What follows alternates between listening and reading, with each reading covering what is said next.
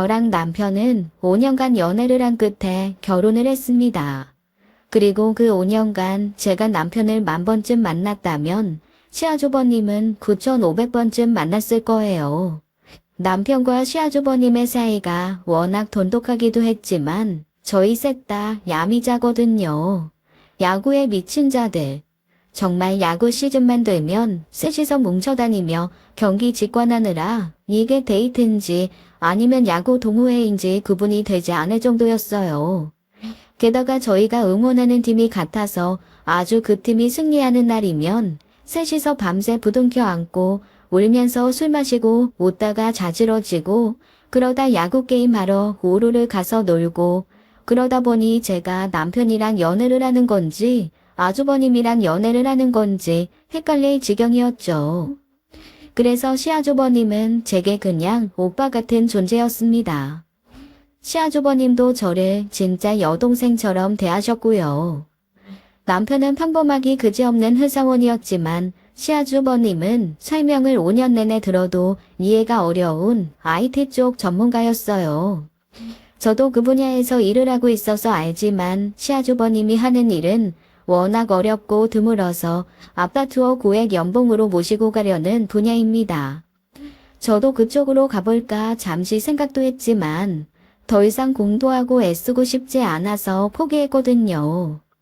약간의 천재성도 뒷받침되어야 하는 분야라서 아무나 도전하기 힘든 일을 능숙하게 해내는 능력자가 바로 시아주버님이었죠. 하지만 결혼 전에 저한테는 그냥 야구 좋아하고 일에 미쳐서 연애 못하는 안쓰러운 오빠 그 이상도 이하도 아니었어요. 그래서 저랑 남편이 결혼하기 1년 전에 시아주버님이 몹시 쑥스러운 목소리로 결혼할 여자가 생겼다고 고백했을 때 저는 벌떡 일어나 저도 모르게 만세를 외쳤습니다. 몹시 격조 있고 조용한 레스토랑이었는데 말이죠. 결혼 정보회사 소개로 만나서 몇 번 데이트했는데 서로 적당히 잘 맞고 결혼에 대한 마음도 비슷해서 그냥 결혼을 하겠다 하더라고요. 아니 무슨 숙제도 아니고 그래도 서로 좋아하는 마음이 있어야 하는 거죠. 지금도 싫은 건 아니니까 적당히 서로 맞춰서 살다 보면 정 붙고 부부가 사랑만 해서 살겠어. 살다 보면 정으로 산다던데 시작을 정으로 하는 것도 나쁘지 않겠지. 혹시 저희 때문에 그러시는 거예요? 그것도 무슨 소리야? 어머님 아버님이 그러신다면서요. 장남 먼저 장가가기 전까지는 저희 결혼도 못한다고. 아이고 우리 부모님 그렇게 꽉 막힌 분들 아니야. 지금 시대로 어느 때인데 그냥 나도 가정 꾸려야 할 때가 왔고 그냥 적당한 사람 만난 것 같고 그게 사려는 거야. 그렇게 시아주버님은 번갯불에 콩볶아 먹듯 후딱 결혼을 해버리셨습니다. 사실 그래서 형님들 분을 몇 번 만나보지도 못했어요. 상견례 때 한 번, 그리고 결혼식 때 한 번 본 게 다였죠. 그리고 바로 저도 제 결혼 준비를 하느라 정신이 없었고요. 형님이 좀 이상한 사람이라는 생각이 든 건 제 상견례 때였습니다. 사실 시부모님은 지난 5년간 연애하면서 한두 번 만나서 익숙한 분들이었거든요. 워낙 유쾌하고 유머 감각도 있으셔서 저랑도 대화가 잘 통하는 편한 분들이었습니다. 그래서 상견례라고 특별히 신경을 쓴 게 아니라 그냥 평소에 어머님 아버님이 좋아하시는 음식으로 식사 한번 하자는 마음으로 상견례 장소를 골랐거든요. 저희 시아버지가 당뇨가 좀 있으십니다. 거기다가 단백뇨도 조금 있으신 편이라 단백질이 많은 요리보다는 야채와 현미밥, 잡곡 위주로 드시는 게 좋습니다. 당뇨와 함께 한 번 통풍이 오셔서 크게 고생하신 적도 있어서 고기 종류도 별로 즐기질 않으시거든요. 그래서 여기저기 수소문한 끝에 한정식 중에서도 쌈과 해산물 종류가 많이 나오는 집으로 고르고 골라 그곳으로 상견례 자리를 정했어요.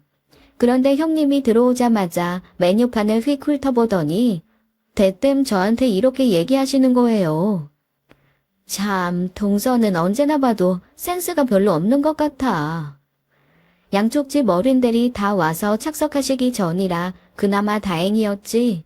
저희 부모님이 그 얘기를 들었으면 얼마나 당황하셨을까 생각하니 지금도 사실 모골이 소년합니다.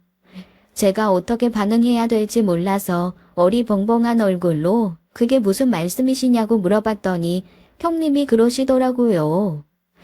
아니, 어른들이랑 다 같이 모이는 자리, 그것도 상견례 자리인데 고기 하나 없이 이렇게 초라한 메뉴가 있는 곳을 상견례장을 고르는 거 너무 예의 없는 거 아니야. 왜? 고기 살 돈이 없어? 아니, 먹으면 얼마나 먹는다고. 아, 형님, 그게 아니라 아버님이 담뱃료도 있으시고 얼마 전에 통풍주의도 한번 받으셨잖아요. 어머니도 지방간 촉이라서 기름진 거 피하라고 의사가 그래서 얼마 전부터 튀긴 거랑 밀가루 피하신다고 하고 당뇨랑 통풍이랑 이것저것 다 피하는 요리 고르다 보니까 이렇게 된 거예요. 어머머, 그게 무슨 무식한 소리야. 요즘에는 약으로 조절하지 누가 무식하게 음식으로 조절해? 음식이 곧 약이다. 그런 말 몰라? 내 마음에 좋다 생각하고 먹으면 모든 음식이 약이 되는 거야. 그리고 이거 좋다 해서 우르르 먹고 저거 몸에 안 좋다 그래서 우르르 안 먹고 그거 진짜 무식한 사람들이 냄비근성으로 하는 짓이라고. 골고루 먹고 운동하고 모자란 건 약과 영양제로 채우고 이게 상식 아니야. 아유, 상식 없는 사람이랑 내가 대화를 하고 있었네. 너무나 기가 탁 막혀서 할 말을 잃은 그 순간 다행인지 불행인지 어른들이 우르르 들어오셨습니다. 평소에 저희 부모님과 시부모님은 몇 번 나들이도 가시고 서로 잘 아는 사이라 사실 형님만 그렇게 중간에서 이상한 소리 안 했으면 상견례 분위기는 너무 좋았을 거예요. 그런데 식사하는 도중에도 계속 한마디씩 툭툭 너무 불편한 얘기를 던지더라고요. 음식이 짜서 당뇨 조심하다가 고혈압 걸리겠네라는 얘기서부터 시작해서 순 조미료만 써가지고 입이 텁텁하다는 등 정말 제가 신경이 거슬려서 먹는 족족 탁탁 얹힐 지경이었습니다. 그나마 상견례 자리라 다른 식구들이 모두 눈치를 보면서 어떻게 하든 수습하려고 애쓰는 게 보여 제가 그냥 좋은 게 좋은 거지 하고 넘어가려고 노력할 뿐이었죠. 특히 시아주버님의 고군분투는 아주 눈물이 날 지경이었습니다.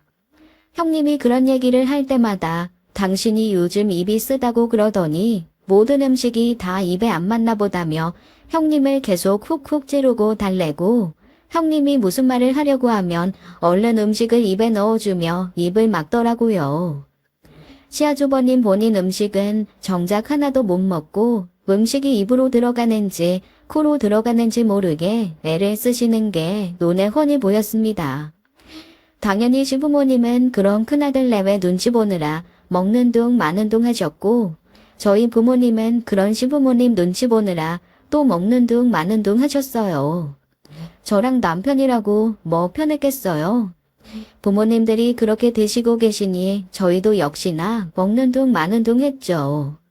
결국 제일 불평불만 많았던 형님만 후식까지 싹싹 먹는 이상한 상견례 자리가 되고 말았습니다.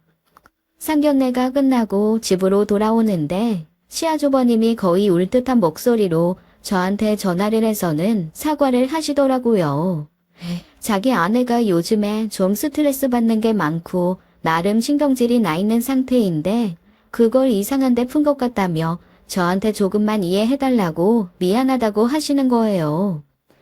아유, 그런데 제가 시아주버님한테 무슨 불만을 얘기하겠어요.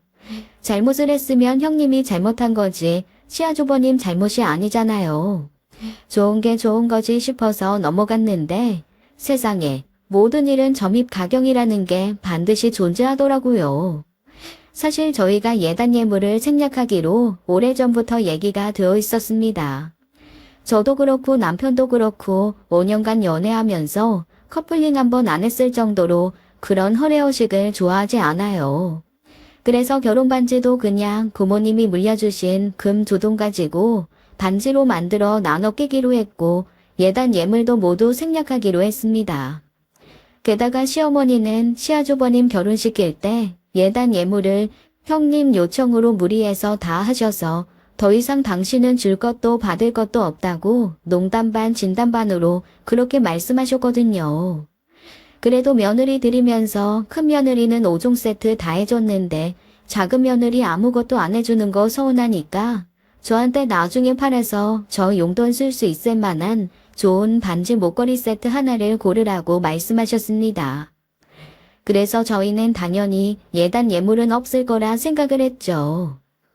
형님이 결혼할 때 저한테는 백화점 상품권 10만 원짜리 하나 주셨고 남편한테는 결혼식 날 신고 오라고 구두 하나 해주셨거든요.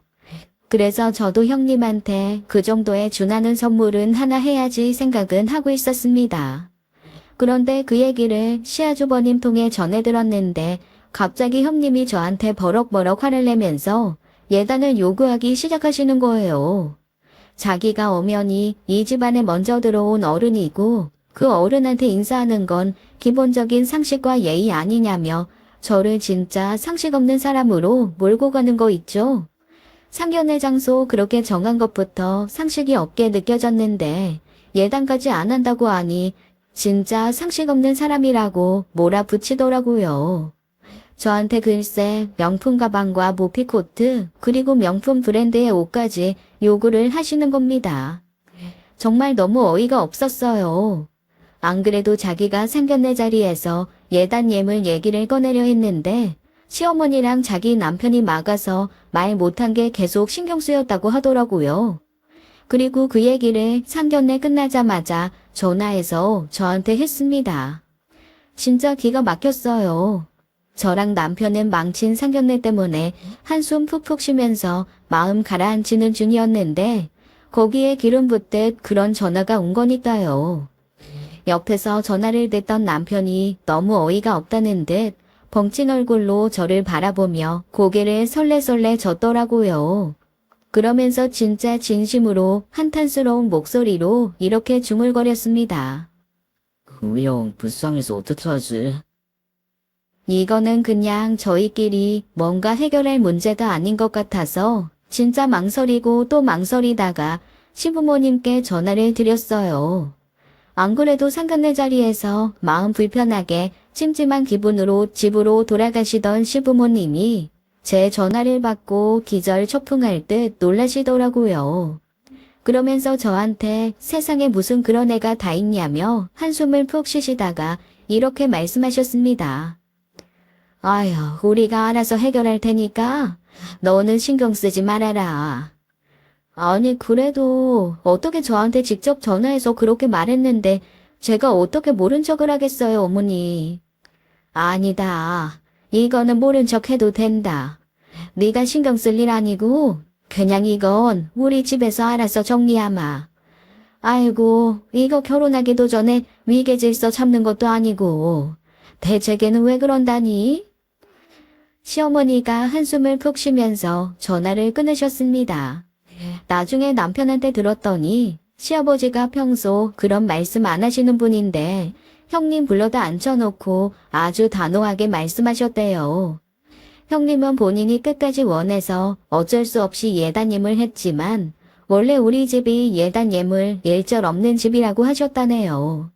그게 가풍이니 따라야 한다고 없는 가풍까지 만들어서 말씀을 하셨다는 겁니다. 그런데도 형님이 자기는 했는데 왜 동서는 안 하냐며 자기는 어떡하든 받아야겠다고 고집을 피웠답니다. 결국 두 손 두 발 다 된 시아버님이 그냥 내가 가방 하나 사줄 테니 그걸로 만족하고 넘어가라며 무마했다더라고요. 제가 그 얘기를 듣고 너무 황당하고 어이가 없어서 시아버지에게 이렇게 말씀드렸어요. 아버님, 왜 아버님이 돈을 쓰세요? 그거 제가 해야 되는 거니까 그냥 제가 할게요. 아니다. 그런 식으로 내가 가풍이라고 얘기한 게 하나하나 부서지면 우리 집 진짜 콩가루 집안 되는 거야. 너는 그냥 아무것도 모른 채 가만히 있어라. 내가 알아서 하마. 그러면 아버님이 형님 가방 사주시고 저는 아버님한테 용돈 드릴게요. 그게 뭐냐? 이 주머니에서 저 주머니로 옮겨 다니는 것도 아니고. 됐어. 너희가 예단 예물 안 하려고 하는 거 둘이서 어떡하든 잘 살아보겠다고. 일찍 자리 잡겠다고 노력한 것 때문에 그런 거 아는데 내가 너한테 그 용돈을 왜 받냐? 아이고 싫다. 에이, 아니에요, 아버님. 저도 며느리잖아요. 아버님이 저 예뻐하시는 것만큼 저도 아버님한테 잘하고 싶어서 그래요. 며느리가 아버님 용돈 좀 드릴 수 있죠? 그렇게 저는 안 받으시려는 아버님에게 억지로 아버님이 형님에게 사준 가방값과 비슷한 금액으로 용돈을 드렸습니다. 결국 형님한테 제가 가방을 사준 꼴이 되긴 했지만 형님은 그걸 모른 채 그저 제가 제 도리를 안 하면서 상식도 없고 염치도 없는 사람이라 생각하고 계속 저한테 틱틱거리기만 하더라고요. 그렇게 첫 한 주부터 잘못 끼워진 형님과 저의 관계는 제 결혼식 날 아주 절정으로 부딪히고 말았습니다. 결혼식에 하얀 옷을 안 입고 오는 건 거의 상식 그 이상이잖아요. 장례식장에 화려한 옷을 안 입고 가는 것과 결혼식에 흰 옷을 안 입는 건 전 국민이 다 아는 상식 중의 상식 아닌가요? 저한테 그렇게 상식 운운하시던 형님이 세상에 제 결혼식에 어떤 옷을 입고 왔는지 아세요? 구멍이 아주 야시시하게 뚫린 하얀색 크로시에 레이스 원피스를 입고 오셨더라고요.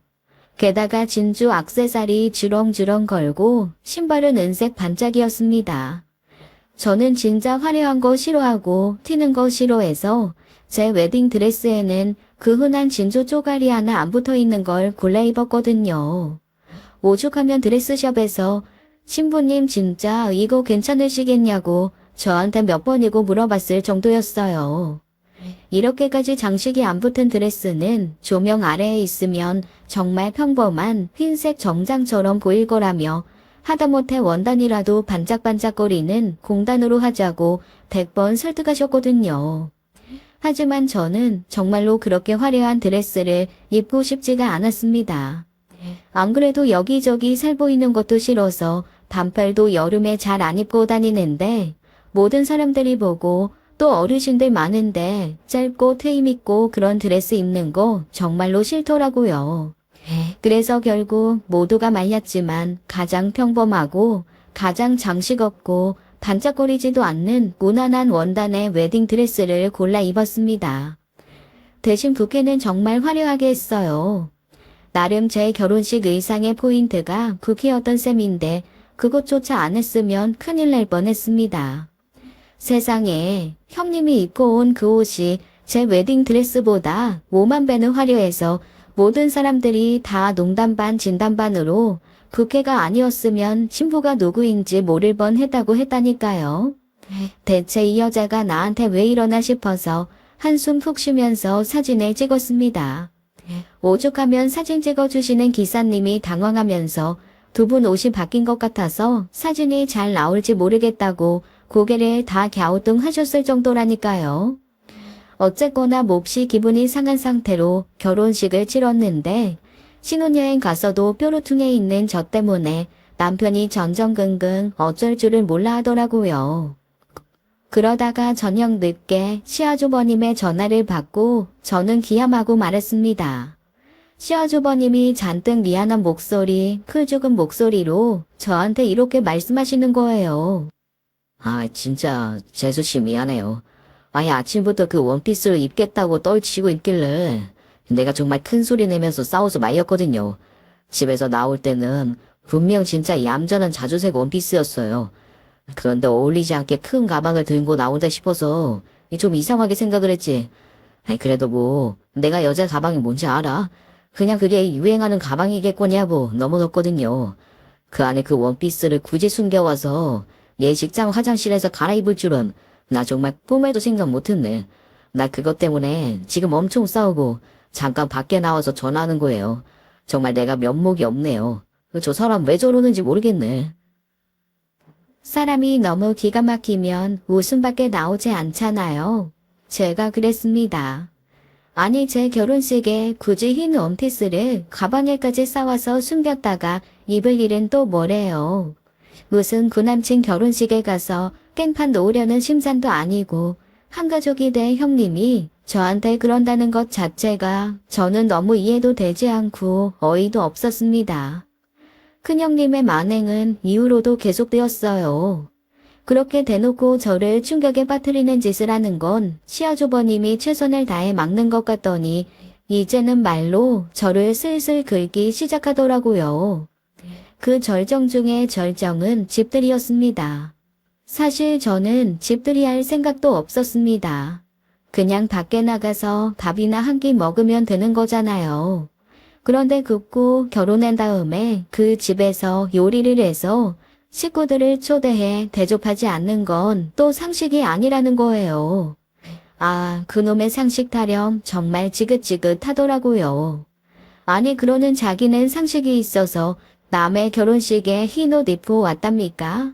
제가 진짜 어이가 없어서 그냥 먹고 떨어지라는 적선을 하는 심정으로 알겠다고 하고 초대를 했습니다.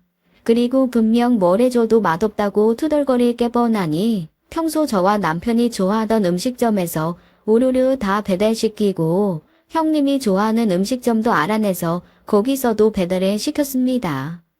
물론 배달 음식인 거 모르게 형님과 시아주버님이 오기 전에 싹 다 정리해서 그릇은 갖다 버리고 제가 한 것처럼 얌전하게 세팅을 마쳤죠.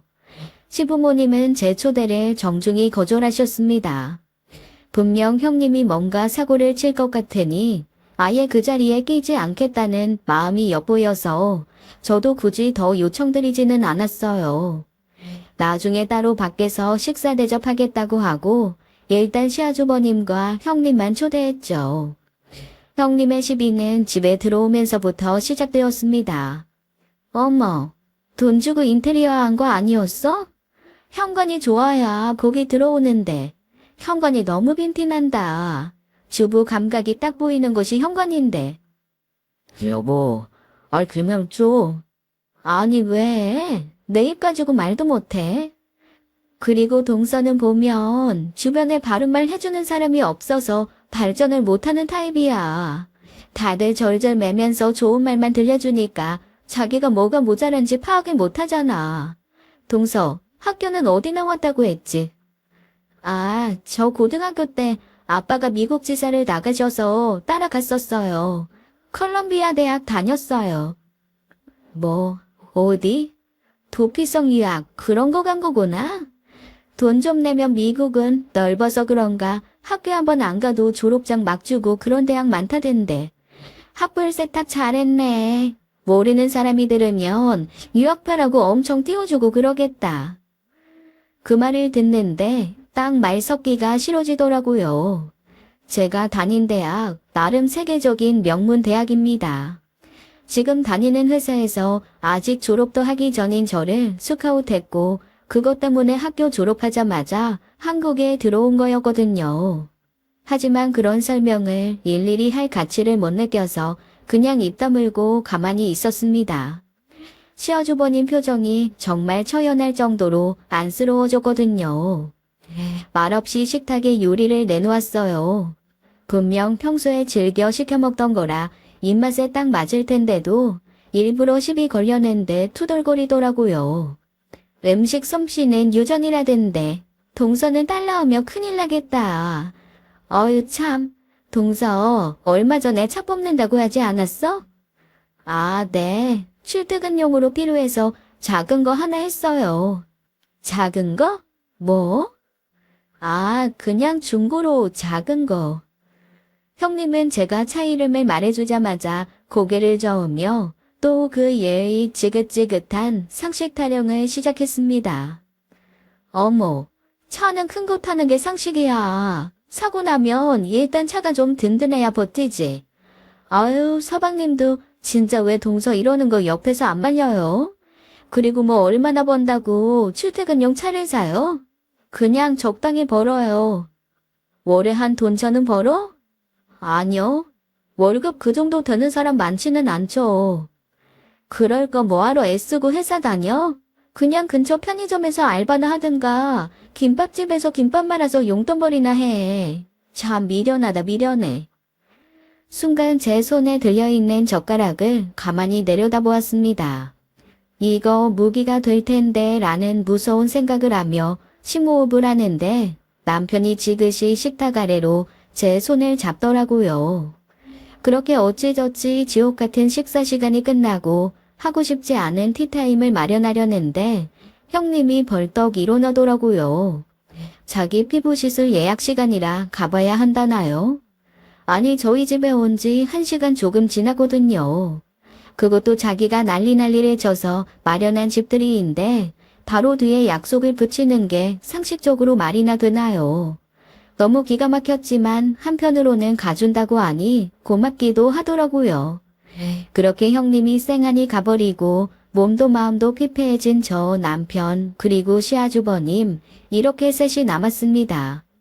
누가 먼저랄 것도 없이 자연스레 술을 꺼내 모여 앉게 되더라고요. 괜찮아? 네가 봤을 때 내가 괜찮겠냐? 하루하루가 지옥이다. 저기, 지금 와서 내가 할 말은 아니지만 모르고 결혼한 거야? 아니면 알고도 결혼한 거야? 저 정도일 줄 몰랐지.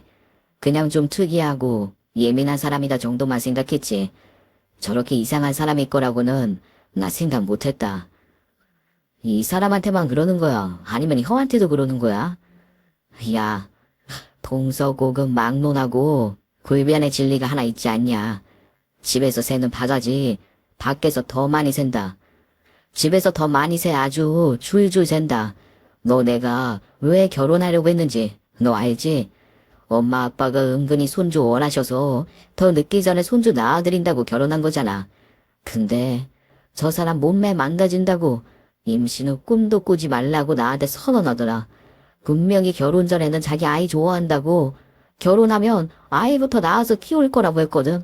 그러면서 참 내가 이런 얘기까지 해야 되는지 모르겠는데 아이 낳기 전에 바디 프로필을 찍고 싶다는 거야. 그러면서 나한테 몸매 만들게 마사지건이며 헬스 피치며 다 끊어달래서 그래 하고 싶은 거 한번 해봐라. 진짜 수천만 원을 지원해줬거든. 그걸로 몸매 예쁘게 만들고 나더니 마음이 변했대. 돈 들여서 만든 몸매 망가뜨리기 싫다고 자기 임신 안 하겠다고 선언하더라. 참 어이가 없어서 그렇게 몸매 예쁘게 만들고 나더니 그 다음부터는 어찌나 쇼핑을 하던지 그 정도 돈을 사람이 쇼핑에 쓸 수 있다는 거 저 사람 통해 처음 알았잖아. 아주버님은 헛헛하게 웃으며 한숨을 쉬더라고요. 저희 아주버님 능력이 좋아 돈 잘 법니다. 그리고 사람이 호탕해서 누가 뭐 얼마 돈 쓰는 거 그다지 신경 쓰거나 뭐라고 하는 사람 아니에요. 사실 형님한테는 얘기 안 했지만 저 결혼한다고 했을 때 아주버님이 제 남편도 모르게 저 불러서 1,000만 원 건네주셨습니다. 자기가 장가를 가보니까 어쨌거나 부부 사이에도 말 못하게 돈 쓸 일이 생기는 것 같다고 하더라고요. 친정에 손 벌릴 수 없는 상황도 생기고 돈 써야 될 일이 한 번씩은 생기는 것 같더라며 그냥 오빠가 준다 생각하고 받아서 비상금 하라고 말이죠. 그런 분이 아내가 돈 쓴다고 저렇게 한숨을 쉬는 걸 보면 그 규모가 한두 푼은 아닌 거죠. 남편과 저는 뭐라고 말을 해야 할지 몰라 그냥 안쓰러운 눈빛만 장착하고 가만히 아주버님을 바라보았습니다. 아주버님이 그런 눈빛을 느낀 듯 희미하게 웃으며 한숨을 푹 쉬더라고요. 여튼 너희한테 미안하다. 사실 나도 요즘 너무 심란해. 야, 너희도 알다시피 내가 적게 버는 게 아니잖아. 그런데 결혼하자마자 자기한테 경제권 달라고 하도 난리를 쳐서 그냥 통장을 맡겼거든. 얼마 전에 너희 결혼 준비할 때 한번 내가 그 통장을 좀 보자고 한 적이 있었는데 진짜 미루면서 끝까지 안 보여주길래 그때 한번 대판 싸우고 억지로 통장을 한번 봤어. 정말 한 푼도 없더라. 다 쓴 거지. 나한테 받아간 카드 그렇게 몇백 몇천씩 쓰고도 그걸로 모자라서 통장에 있는 돈까지 다 야금야금 꺼내 쓴 거야. 그걸로 한바탕 싸우고 내가 경제권 뺏었거든. 그랬더니 그것 때문에 불해서 그랬는지 어쨌는지 너희 결혼식에 그렇게 하얀 옷 입고 간 거 그거 아마 꼭 재수씨 때문이 아니라 나한테 시위하려고 그런 거였을 거야. 그래서 내가 너희한테 얼마나 미안했는지 몰라. 그제야 제 결혼식 때 형님이 입고 온 흰옷에 대한 이유를 어느 정도는 알게 되었습니다. 그런데 그것도 참 웃긴 거잖아요.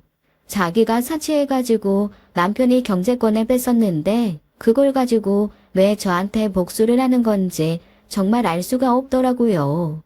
그냥 그 정도 인격인 사람인가 보다 하고 넘어가야지 싶어 그냥 그날은 시아주버님만 위로해 주었습니다. 제가 그 이후에 형님이랑 두 번째로 부딪히게 된 건 바로 몇 달 뒤에 있었던 시어머니 생신이었습니다. 제가 시어머니 생신상은 한번 꼭 차려드리고 싶어서 직접 생신상 차려서 집으로 초대를 했거든요. 왜냐하면 집들이도 따로 안 하고 저희 집에 너희들 불편하다고 오시지도 않아서 생신상 핑계로 집에 한번 모시고 싶기도 하고 겸사겸사 이런저런 생각 때문에 그랬어요. 그런데 아니나 다를까 제가 정성껏 차린 음식을 보면서 형님이 엄청 뭐라고 또 잔소리를 하는 거예요.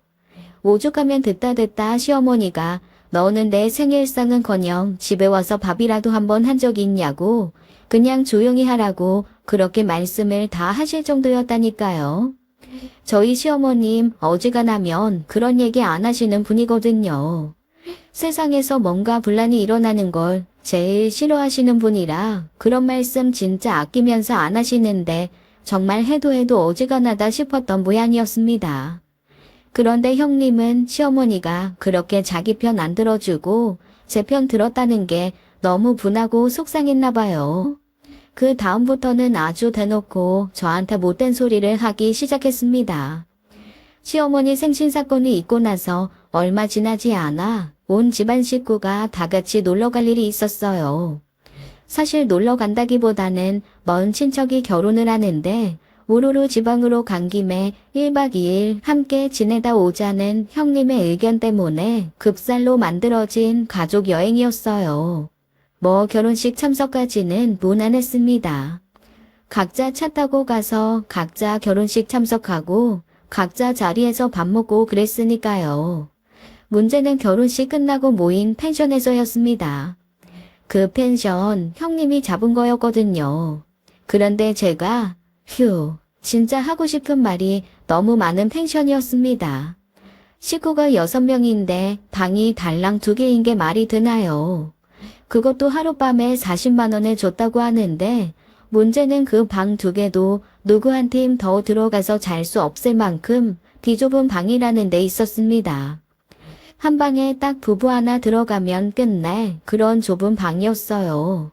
대체 이런 데를 왜 잡았나 싶어 둘러보고 있는데 얼추 느낌은 오더라고요. 형님이 남들한테 과시하는 걸 조금 좋아해서 SNS를 좀 열심히 하는 편인데요. SNS에서 유명한 사진 잘 나오기로 소문나 있는 펜션이기는 했습니다. 한마디로 자기 SNS에 사진 올리려고 그 펜션을 잡은 게 분명했어요.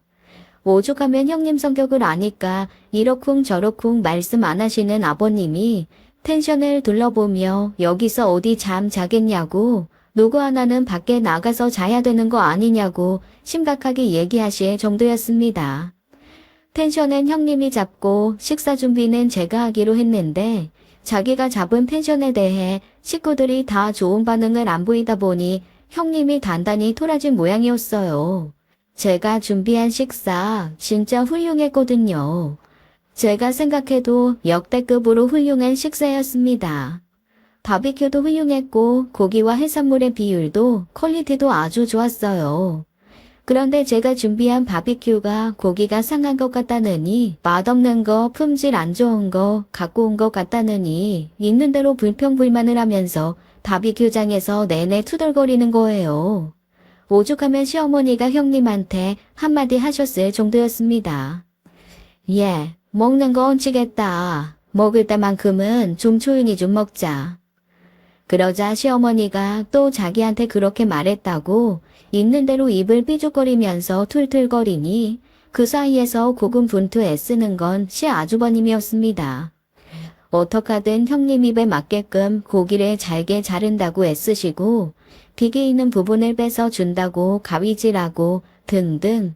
진짜 아니 왜 저렇게까지 하면서 형님이랑 살고 있나라는 생각이 들 정도로 애쓰시더라고요. 그렇게 저희의 여행은 또 형님의 툴툴거림과 시아주버님의 자기 희생으로 흐지부지 마무리가 되었습니다. 그날부터 저는 의도적으로 형님을 피하기 시작했어요. 뭐 일부러 저한테 연락을 하거나 전화를 하시는 분도 아니었지만 시아버지, 시어머니도 저희가 모두 모이는 그런 모임은 될 수 있으면 자제하려고 하시더라고요. 어차피 모여봐야 분란밖에 일어나지 않으니 차라리 안 보고 사는 게 낫겠다 싶었던 거죠. 그렇게 형님을 안 보니 제가 마음이 편해졌는지 임신을 했습니다. 이것도 참 웃긴 게 본인은 자기 몸매 망가진다고 임신하지 않으려고 했던 거잖아요. 그런데 또 제가 먼저 임신한 건 그거는 또 그거대로 꼴 보기 싫고 분했나 봐요. 저한테 순서도 모른다며 이상한 말을 짓거리질 않나. 괜시리 더 저한테 일을 시키려고 안달복달을 하지 않나. 아주 얕은 수가 얄밉게 보이더라고요. 특히 설에 모였을 때 아주 저밑 가관이었습니다. 제가 깍두기를 좋아하고 나박김치 이런 걸 좋아해요. 딱 설즈음에 제 입덧이 아주 최고조에 달해 있을 때였거든요. 사실 설 전주에는 병원에 4일간 입원도 했었습니다. 병원에서 안정을 취하는 게 좋다고 해서 입원을 했다가 그래도 명절인데 병원에 누워있는 건 아닌 것 같아서 부득불 퇴원을 한 거였어요. 아마 그래서 저한테 시어머니가 저 좋아하는 김치류 해주신다고 물을 사서 쌓아두신 거죠. 그거를 소금에 절여서 한쪽에 가득 놓으셨는데 글쎄 형님이 저한테 이렇게 얘기하는 거 있죠. 동서, 그것 좀 여기로 들고 와. 네? 제가요? 아휴, 형님, 저 이거 무거워서 못 들어요. 저기 남자들 와서 들라고 할게요. 그게 뭐가 무거워. 그냥 난짝 들고 와. 연약한 척 하는 거 요즘엔 매력 없어. 형님, 이거 되게 무거워요. 소금에 절여진 국물까지 나와서 고기보다 무거워서 저 진짜 못 들어요. 형님은 제가 몇 번씩 못 든다고 해도 계속 가져오라고 성화를 부리더라고요. 누가 봐도 일부러 저한테 무거운 거 들게 하고 저를 부려 먹으려는 게 뻔히 보이더라고요. 멀리서 그 얘기를 듣던 시어머니가 다다다 달려와 형님을 나무라셨습니다. 예, 너는 지난주까지 병원 들어가 있던 애한테 뭘 이런 걸 들라고 하니. 그냥 얌전히 앉아있기만 해도 버거울 시기인데. 어머님, 왜 저랑 동서 차별하세요? 뭐라고? 내가 언제 너희를 차별했다 그래? 아니, 동서는 얌전히 앉아있기만 해도 되는 사람이고 저는 노동해야 되는 사람이에요. 예, 그 말이 아니잖니. 얘는 지금 임신 초기라 안정을 취해야 되는 시기인 거고 너도 내가 뭐 무거운 거 들라고 하디? 그런 식으로 비교하면 안 되지. 어쨌거나 결론적으로는 저는 일하고 동서는 놀잖아요. 아니 어쨌건 명절인데 일이라는 걸 같이 하면 하고 아니면 아닌 거지. 왜 동서는 쉬고 저만 일하라고 하세요? 어머니 진짜 너무하시네요. 그러면서 고무장갑을 탁 소리나게 내려놓고 휙 사라지는데 시어머니와 저는 정말 벙친 얼굴로 서로를 바라보며 눈빛을 주고받았습니다. 이거는 뭐 그냥 말로 투덜거리기도 아까운 상황인 거죠. 나중에 그 사실을 듣고 시아버지는 앞으로 명절 때도 음식 같은 거 하지 말고 우리 집은 무조건 사 먹자고 아예 분란을 차단하기 위해 그런 결단까지 내리셨습니다. 식구들끼리 모여서 놀고 먹고 얘기 나누는 거 세상에서 제일 좋아하시는 분인데 너무 죄송하고 마음이 불편하더라고요. 그런데 저를 위해 그런 결단을 내려주신 시아버지가 갑자기 돌아가시는 일이 생기고 말았어요. 심장마비였어요.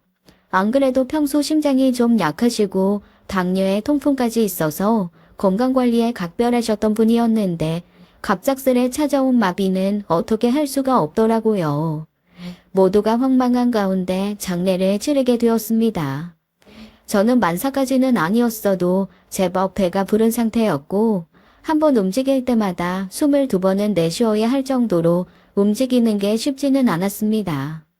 그래서 사실 장례식 기간 내내 장례식장에 있는 게 쉽지는 않았어요.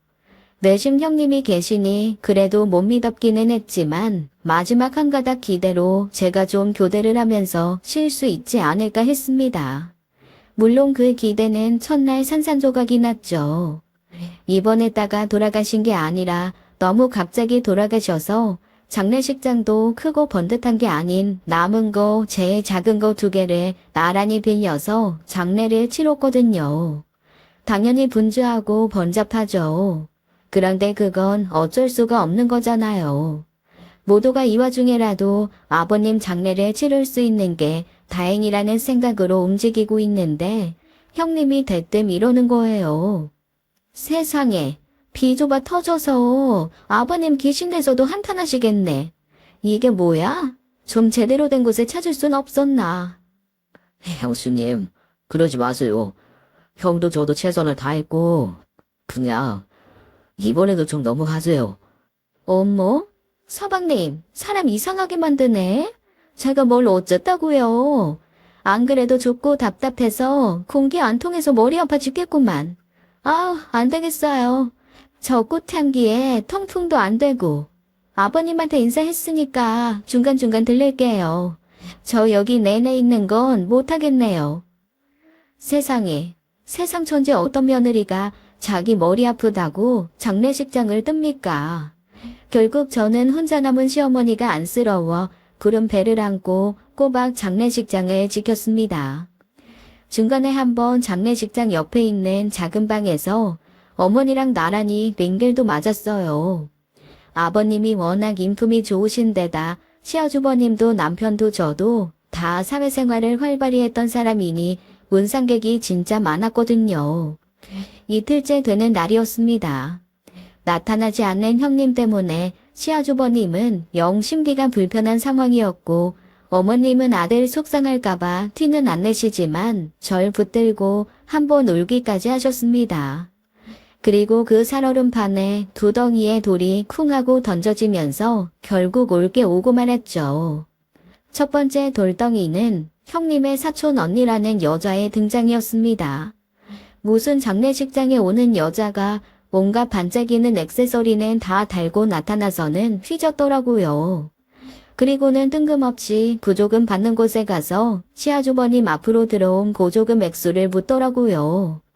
어쩐지 등장부터 심상찮아서 지켜보다가 화들짝 놀라 다가갔습니다. 그걸 왜 물어보세요? 아니, 내 동생이 한번 중간에 확인은 해야 할 것 같다고 했어. 얼마 들어왔는지 알아보라고 보냈어요. 뭘 알아보라고 보내긴. 그냥 나중에 정산하려면 미리 좀 알아두는 게 나으니까. 가세요.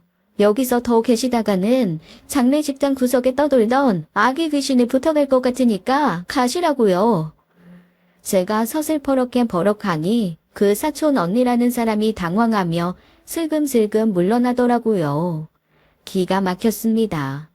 장례식장에는 오지도 않으면서 시아주버님 앞으로 들어오는 부조금은 탐이 났던 모양이에요. 나중에 저한테 시아주버님이 그 얘기를 들으시고는 한숨 푹 쉬고 자기 앞으로 들어온 봉투 중에 3분의 1을 집어서 저희 쪽으로 밀어 놓으시더라고요. 나 명단만 있으면 되니까 재수심으로 들어온 걸로 해야겠어요. 뭐 그 돌 한 번이면 살얼음의 금 정도만 가고 끝났을 수도 있습니다. 2번째 돌이 결정적이었죠. 어머님의 먼 친척 중에 가평에서 펜션을 하시는 분이 한 분 계시거든요. 그분이 워낙 거리도 있고 하니 뒤늦게 장례식장을 찾으셨는데 머뭇머뭇하시다가 저랑 남편을 불러서 심각하게 얘기를 꺼내시더라고요. 저기, 이 여자 이 집 큰 며느리 맞지? 그러면서 사진을 한 장 내미시는데 어라, 머리 아파 장례식장에도 못 온다는 형님이 술이 거나하게 취해 펜션 마당에서 속옷을 두드리고 있는 겁니다. 우리 형님이 왜 여기서 속옷을 두드리고 있어요? 여기 어디예요? 우리 옆 펜션인데 한 6명 정도가 그저께부터 오늘까지 예약이었거든. 그런데 너무 시끄럽게 놀아서 여기 펜션 주인도 진상 고객이라고 한탄을 하길래 얼굴이나 봐두자 싶어서 슬쩍 가봤지. 나중에 우리 집 예약하면 안 받아주려고. 그런데 장례식장에 있어야 할 이 집 며느리가 속옷 치며 노래하며 제일 크게 놀고 있어서 내야 너무 놀라가지고, 이걸 말을 해야 하나 말아야 하나. 그제야 하는 생각이 들었습니다. 형님이 아버님 돌아가셨다는 얘기를 듣고 달려왔을 때 옷차림이 딱 놀러가는 차림이었거든요. 결국 장례식 뒷전으로 하고 놀러가는 걸 택한 거죠. 정말 상식이라고는 전혀 없는 짓을 해놓고도 뻔뻔하게 4,000원이 보내서 부조금 확인을 하는 거 보고 저 사실 쓰러질 뻔했습니다. 결국 모든 사실을 알게 된 시어머니와 시아주버님은 대대적으로 폭발하고 말았어요. 시아주버님 말을 들어보니 그동안 돈 문제 말고도 아주 다양한 사고를 쳤더라고요. 친구들 불러다 술 먹고 남녀 할 거 없이 뒤엉켜 거실에서 잠들어 있는 걸 보고 한바탕 싸운 적도 있고, 시아주버님이 돈을 통제하니 대출에 사채 끌어다가 이상한 데 투자해서 날리기도 했대요. 그 모든 사고 수습을 다 하면서도 시아주버님은 형님 친정에는 한마디도 안 했었다고 하더라고요. 어쩐지 형님 부모님이 첫날 형님 있을 때 장례식장에 오셨었거든요. 그런데 정말 세상 헌신적인 며느리가 바로 자기 딸인 듯 그렇게 거만을 떠시더라고요. 저한테 한마디 얹으려고 하시길래 제가 바로 모르는 척 무시했거든요. 자기 딸의 실체를 몰라서 그런 거였구나 하는 생각이 들었습니다. 다른 시간 좀 지나 허둥지둥 장례식장에 도착한 형님은 누가 봐도 숙취가 가득한 모습이었습니다. 숙취에 멀미까지 겹쳐 고생하며 장지에 도착한 후 저한테 또 이것저것 시키길래 그때는 저도 한마디 했죠. 상식적으로 며느리가 술에 쩔어서 그러고 있는 건 아니지 않아요, 형님? 형님 상식 좋아하시잖아요. 상식적으로 좀 생각해보세요. 뭐라고? 지금 나한테 뭐라고 했어? 제 말에 쌍심지를 켜고 달려들려는 형님을 불러 세운 건 시아주버님이었습니다. 그제야 형님이 정신 차리고 주변을 좀 둘러보더니 어라, 뭔가 이상하다 싶었나 봐요. 시아주버님 굳은 표정으로 형님을 노려보고 있지, 시어머니 외면하고 있지, 제 남편은 한심하다는 듯한 얼굴로 위아래 훑고 있지 하니 이건 뭐지 싶었던 모양입니다. 그리고 그날 시아주버님 집에서는 거의 세계 3차 대전이 일어났다고 하더라고요. 일단 형님은 자기 친정으로 쫓겨났습니다. 울며 불며 시아주버님 손에 끌려 친정으로 들어간 형님은 자기 부모님을 보고 대성통곡을 시작했대요. 시아주버님 말은 듣지도 않고 자기 딸 편부터 들던 형님 친정 부모님은 아주버님이 내놓은 각종 증거들, 친척분이 보내주신 사진, 그동안의 쇼핑 내역서를 다 뿌렸다고 하더라고요. 누가 봐도 상식적으로 말이 안 되는 짓을 한 게 보이니까 형님 부모님도 입 다물고 시아주버님에게 싹싹 빌었다고 하시더라고요. 주님 미안하네. 내가 딸을 잘못 키웠네. 저거 결혼 10년 만에 얻은 외동딸이라 그냥 귀하게 오냐 키웠더니 자기가 하는 게 법이고 자기 생각이 다 맞는 줄 알고 커서 저래. 정말 미안하네. 결혼하고 나면 조금 달라질 줄 알았던 게 아니란 생각이었네. 한 번만 용서하고 자네가 조금 더 데리고 살아줄 수 없는가? 하지만 시아주버님은 단호했습니다. 그게 그냥 한번 화가 나서 확 지른 게 아니라 정말 오랫동안 차곡차곡 쌓여있다 터진 거라 시아주버님도 마음이 돌아설 기미가 없었던 거죠. 그때부터 형님은 자기 부모님과 함께 시아주버님께 손이 발이 되게 빌기 시작했다고 했습니다. 정말 매일매일 반송문 써서 제출하고 무슨 학생이 선생님한테 잘못 빌듯이 그렇게 열심히 빌었대요. 꼭 달라지겠다는 약속도 하고 저나 제 남편에게 싫은 소리 한 번 안 하고 혼자 남은 시어머니에게도 친엄마한테 하되 충실하게 잘하겠다고 약속을 하고 또 했다고 하네요. 결정적으로 시아주버님이 이혼을 조금 고려해보기로 한 건 형님의 어머니가 한 말이었다고 했습니다. 내가 자네한테 할 말은 아니지만 사람이 사람일 수 있는 건 용서라는 개념이 있어서가 아니겠나? 그냥 인간적으로 내 딸 한 번만 인간적으로 좀 대해주게. 그냥 용서 한 번만 해주면 우리가 쟤 어떻게든 정신 차리게 해서 자네한테 평생 용서 구하며 살게 하겠네. 한 번만 좀 봐줘. 어른이 그렇게까지 얘기하는데 아주 매몰차게 그래도 아내였던 사람을 버리는 게 마음에 걸려 한 달 만에 시아주버님은 형님을 용서했습니다. 그렇게 용서받은 형님은 반년 정도 조금 잠잠하더라고요. 그런데 참 사람이란 망각의 동물이죠. 그 반년 동안 형님이 한 건 반성이 아니라 절치부심 복수의 칼날을 갈았던 모양입니다. 반년이 지나고 나자 조금씩 본성이 나오기 시작하더라고요. 한 번씩 그럴 때마다 시아주버님이 매서운 눈을 뜨면 잠시 주춤했다가도 또 조금씩 본성이 나오곤 했습니다. 특히 제일 만만한 게 저라서 그런지 저한테는 예전과 다름없는 태도를 보여서 제가 혼자 남편한테 이렇게 얘기했다니까요. 아이고, 걔가 똥을 끊지. 형님이 날 구박하는 걸 끊을 리가 없어. 우리 형한테 한번 얘기할까? 형수님 변한 거 없다고? 아이고, 말하지 마. 안 그래도 속 시끄러운 사람인데 나마저 속 더 시끄럽게 할 일 뭐가 있어? 그냥 나 하나 참고 넘어가면 그만이야. 그리고 댓거리에서 개선의 여지가 있는 사람이나 댓거리를 하는 거지. 에너지 거기다가 쓰고 싶지도 않아.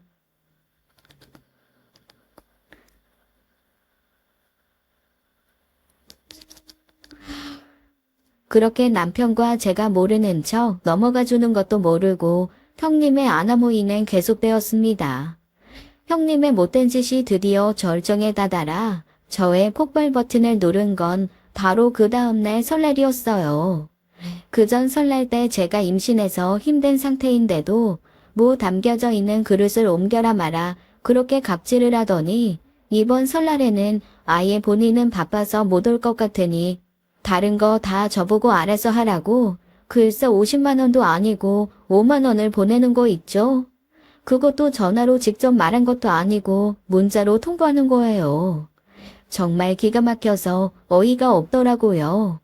어디 가서 창피해가지고 저 형님한테 5만 원 받아다는 말도 못할 지경이었습니다. 그래서 형님한테 바로 전화를 했죠. 처음에는 안 받다가 제가 끊이지 않고 계속 전화를 하니까 떨떠름하게 전화를 받길래 제가 이렇게 얘기했어요. 형님, 보내신 돈 중에서 공이 하나 빠진 것 같은데요? 아닌데, 나 맞게 보냈는데? 무슨 소리예요, 형님? 상식적으로 어떻게 제사를 5만 원 가지고 치러요? 형님, 상식적으로 생각하세요, 상식적으로. 그러고는 전화를 확 끊어버렸습니다. 군에 못 이긴 듯 미친 듯이 제 전화가 울렸지만 그냥 전화기 꺼버리고 받지도 않았어요. 그리고는 그 이후로 형님한테 일절 연락 안 하고 정말로 제가 알아서 제사 준비며 차례 준비를 다 했습니다. 어머님은 아버님이 돌아가신 후 첫 명절이어서 그런지 몹시 기운이 없어 보이시더라고요. 그리고 형님이 오지 않는 걸 보시고는 그러려니 하시면서도 그래도 한번 물어는 보셨습니다. 예, 네 집사람은 왜 연락도 없이 안 온다니? 몰라요. 요즘에 뭐 지도 일을 하겠다고 보험을 한다나 뭘 한다나. 오늘 뭐 보험 계약자가 만나자고 했다고 오늘 아니면 안 된다고 갔어요. 그러려니 말거나 그냥 네 하고 싶은 거 해라. 그냥 그러고 마는 거죠. 뭐 별로 관심도 애정도 없어 보이는 아주버님의 말을 듣고 마음이 좀 쓸쓸하니 외롭더라고요. 그러는 한편 아니 누가 설 당일에 보험을 든다고 하나 진짜 이상한 사람 다 있다라는 생각이 들었습니다. 그런데 제가 형님 염탐까지는 아니어도 그래도 대체 뭔 생각을 하고 사나 정보는 좀 얻어야 될 필요가 있어서 형님 SNS를 팔로우하고 있었거든요. 제가 제 이름이 아닌 다른 이름으로 계정을 만들어서 운영을 하고 있기 때문에 아마 제가 형님을 팔로우하고 있다는 걸 형님은 모를 겁니다. 저도 SNS 계정이 몇 개 있으니까요. 차례를 다 지내고 조금 쉬면서 형님 SNS를 봤는데 어라? 보험 계약하러 갔다는 사람이 미사리에서 사진을 찍어 올린 거예요. 그냥 풍경만 올리고 좋다, 평화로워 이 말 한마디만 있었지만 누가 봐도 미사리인 거죠. 고개를 갸우뚱하고 있는데 제 옆에서 흘끔 전화기를 보던 시아주버님이 제 전화기를 갖고 가선 가만히 들여다보며 이렇게 말씀하시더라고요. 미사리에? 간만에 우리 엄마 모시고 미사리나 갔다 올까요? 바람 좀 쐬고 오지 뭐. 엄마도 허전하시고 뭐.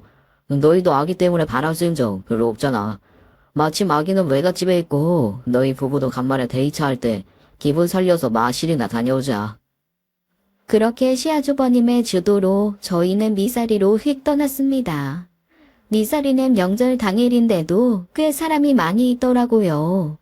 시아주버님이 평소에 커피가 맛있고 디저트가 괜찮아서 가끔 갔던 카페가 있다며 저희를 외진 곳에 있는 한 카페로 데리고 갔어요.